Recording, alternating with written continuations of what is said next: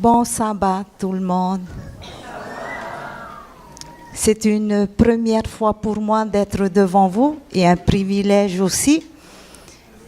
Je vais faire en sorte de faire plus court mon témoignage parce qu'il y en a tellement et c'est assez profond. Donc, pour tous ceux qui ne me connaissent pas et pour vous aussi qui me voyez la première fois ici, je m'appelle Taiho et je suis une très grande protestante de la paroisse qui est à Paoufei.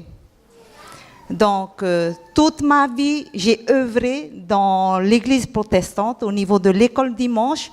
J'ai enseigné plus de 18 ans au niveau des écoles protestantes dans l'aumônerie scolaire. Et puis, ma vie a basculé. En 2014, j'ai eu un AVC. Et puis, j'ai été hospitalisée à Taoné. Et j'ai fait 6 mois d'hospitalisation à Tetiare où j'ai eu une paralysie totale. Et puis l'année dernière, en 2015, je suis sortie de là. C'est comme vous me voyez, et je pense que vous me voyez tout le temps venir avec ma canne. Voilà. Et puis le Seigneur a fait beaucoup de choses dans ma vie. Mais avant le Seigneur, Satan d'abord a fait quelque chose dans ma vie. Et je voulais vous témoigner à vous tous, vous qui êtes maman, vous qui êtes papa, vous qui êtes des parents et tout ça, ma vie, il y a quelques mois, a été complètement brisée par Satan, anéantie. Et quand je parle de brisé et anéanti, il a agi pas uniquement sur mon mari, mais carrément sur mes enfants.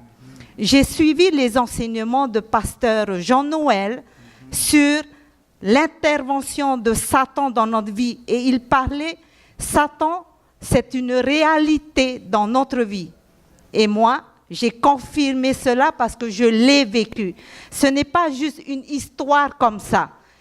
Satan, il est réel. C'est une réalité dans la vie quotidienne.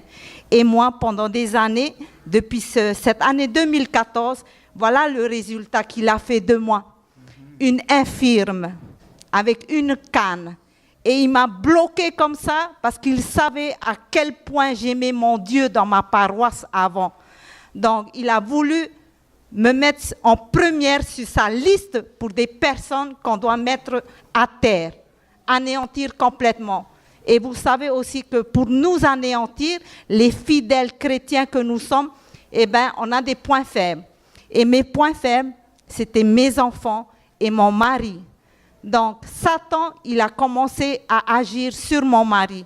Et il y a eu une porte ouverte qui a permis à Satan de régner au centre de ma famille, de mon couple et de mon foyer.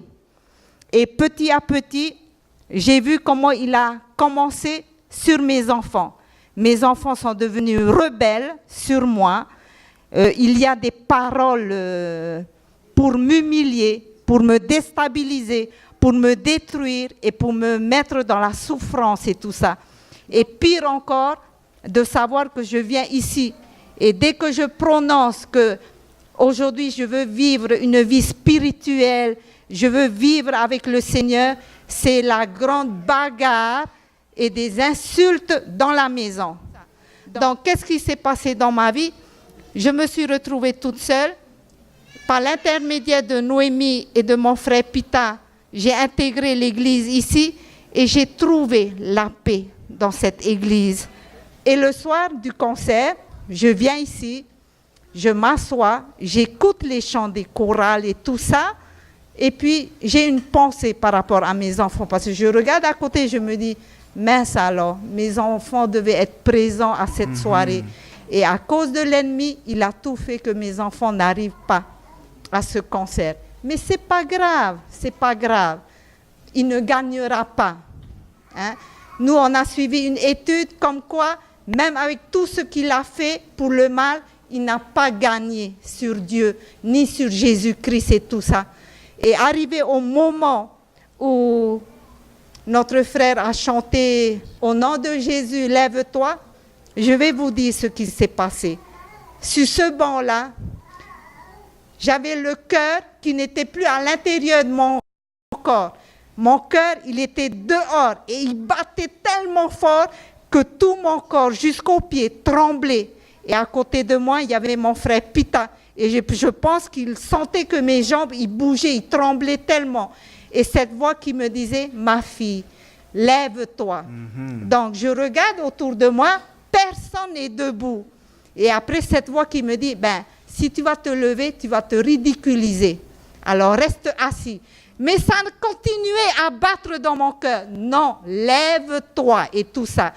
Et sur la finalité du chant que notre frère a chanté, quand j'ai vu ses mains monter, je vous jure devant Dieu, c'est pas Natoua que j'ai vu, c'est le Seigneur Jésus-Christ qui était là, à travers lui, qui était debout et qui me parlait à moi, lève-toi. À partir de là, je ne craignais personne. Même si personne dans cette assemblée s'est levé, moi, je devais obéir à cette voix-là qui venait du Christ.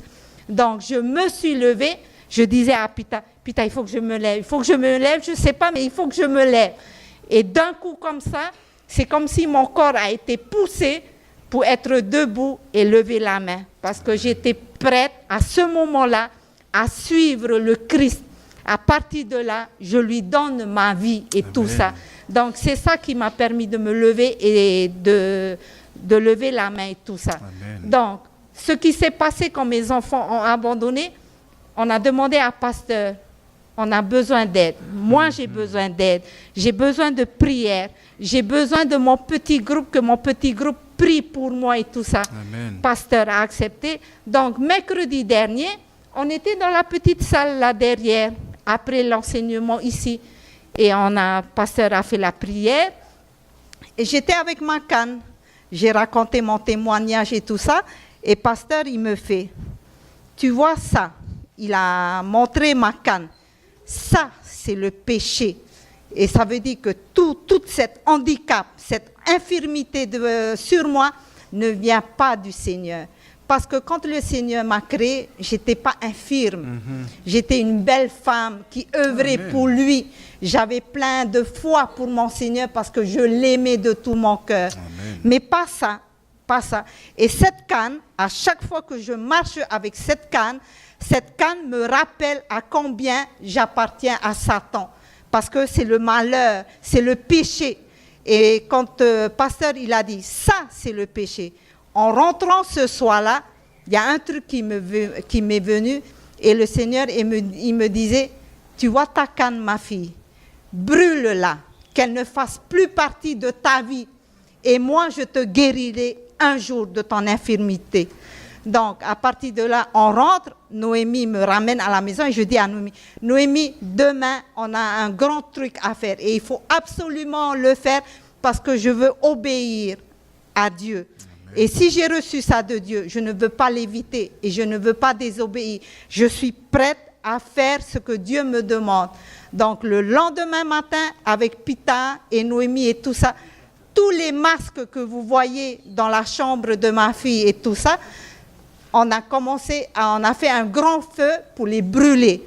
Et autour de ça, on a mis en prière, on a élevé tout ça devant le Seigneur pour qu'il nettoie tout ça, que ces masques d'horreur ne fassent plus partie de mon foyer, Amen. De ma maison. Voilà.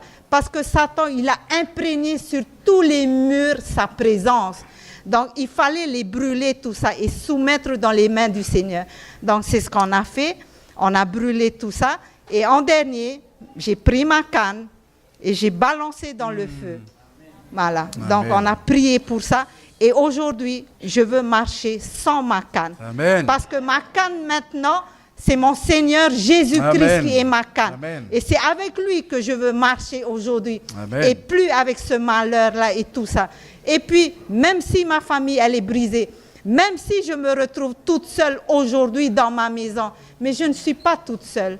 Le Seigneur est avec moi. Le Seigneur veille sur moi. Et dans chaque prière, je demande à Dieu, tu vois, Seigneur, mes enfants, ils ne sont pas avec moi. C'est douloureux pour moi en tant que maman. Mais s'il te plaît, Seigneur, veille sur mes enfants et mets la paix dans mon cœur pour que mon esprit soit uniquement pour toi. et que ma famille un jour fasse partie de ton plan de rédemption, pour qu'un jour on soit réunis dans cette église et qu'on puisse te servir. Donc pour moi aujourd'hui, chers frères et sœurs, je suis prête à aller dans le baptême. Je suis prête à donner ma vie au Christ parce que je veux recevoir la rédemption. Je veux que le Seigneur il me purifie. Donc mon cœur, mon esprit et mon âme, j'ai hâte que ce grand jour arrive où je vais me présenter dans ce baptême-là pour le Seigneur.